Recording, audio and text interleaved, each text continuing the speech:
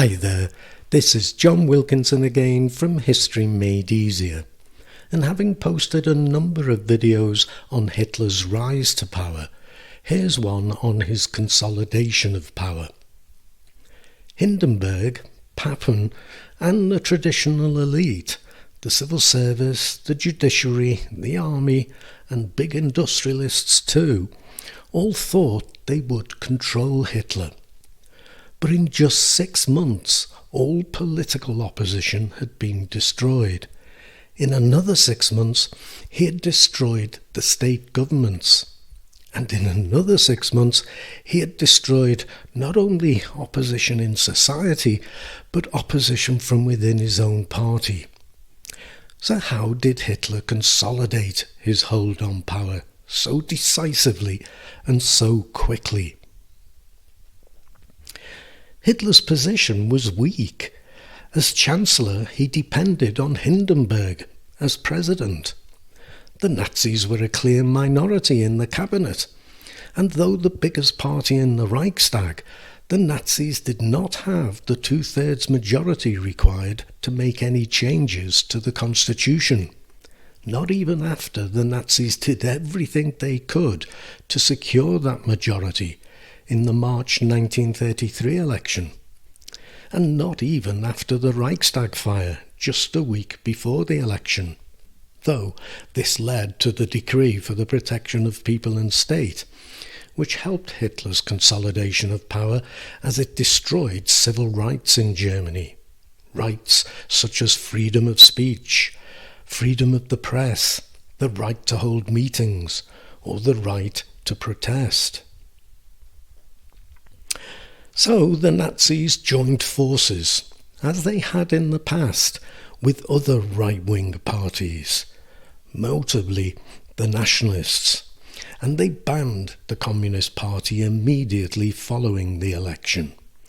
Yet it still needed a climate of fierce intimidation, with armed SA and SS men surrounding the assembly held in the Kroll Opera House, to get the Reichstag to pass an enabling act, which allowed Hitler to make laws without going to the Reichstag or to President Hindenburg for approval.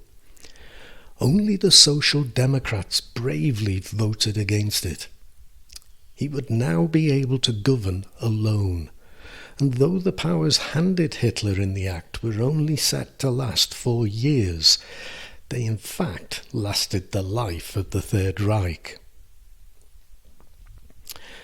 From this point, things moved at breathtaking speed, in a policy called Gleichschaltung, meaning coordination or bringing into line.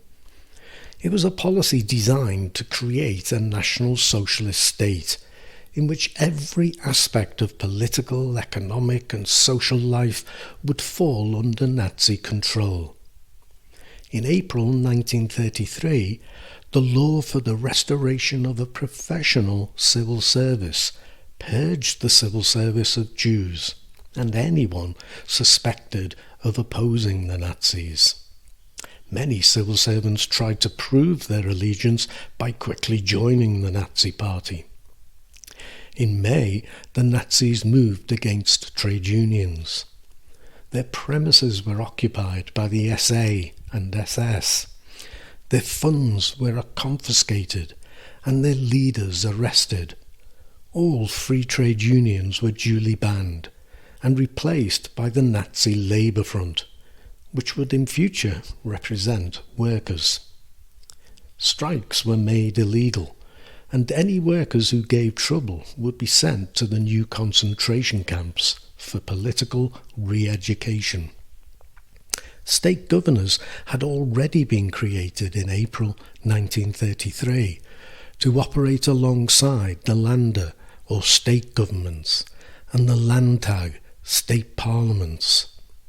Then, in January 1934, the Landtag were abolished, and the Länder and the governors, who were appointed by Hitler, were made directly responsible to the Minister of the Interior. Hitler announced in March 1933 that a concentration camp for political prisoners would be opened at Dachau. The Communist Party was already banned, and the Social Democratic Party was effectively banned in June 1933. Other parties had already been disbanded, or had chosen to disband themselves, when in July the law against the formation of parties made the Nazi Party the sole legal party in Germany. Gleichschaltung reached out into society too, so that everything was Nazified, from youth clubs, though not at first those associated with the Catholic Church, to sports clubs and societies, anything from a chess club to a choir.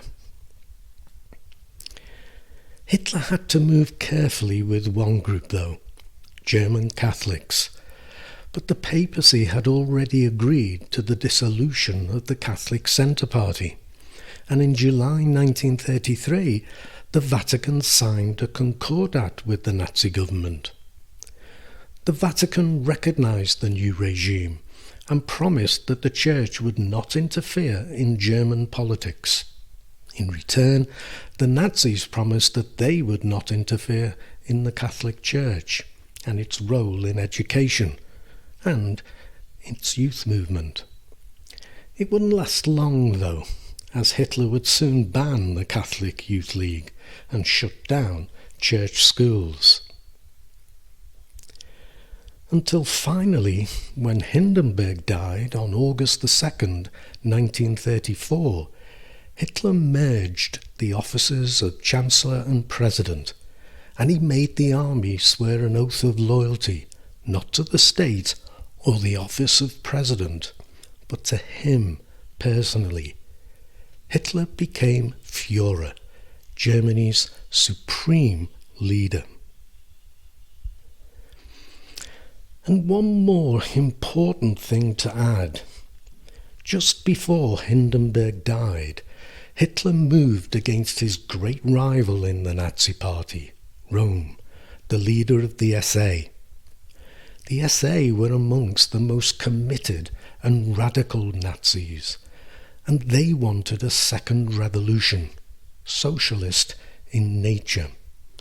But this would lose Hitler the support of industrialists and businessmen that he had worked so hard to develop. The people he would need on his side if Germany was to produce the weapons of war he would need to carry out his foreign policy aims. Rome also wanted the SA to merge with the army and under his command. This would put Rome in a position to oust Hitler as leader of the party, and so as Chancellor. It was also a threat to the army's independence and professionalism, and with 2.5 million members, the SA vastly outnumbered the army.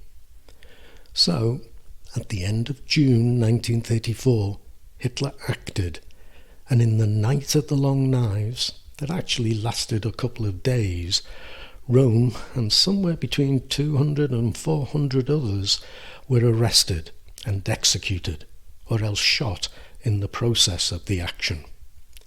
Hitler had won the gratitude of the army and the political and economic elites. There would be no second revolution. And so, with Hindenburg's death on August 2nd, 1934, in a remarkably short period of time, Hitler had consolidated his grip on power. Only war would loosen it. Lots of detail to be had in my ebook on Hitler's rise to power, if you're interested. But I hope this serves as a useful overview for you. I do thank you for listening and wish you luck in your studies. Cheers.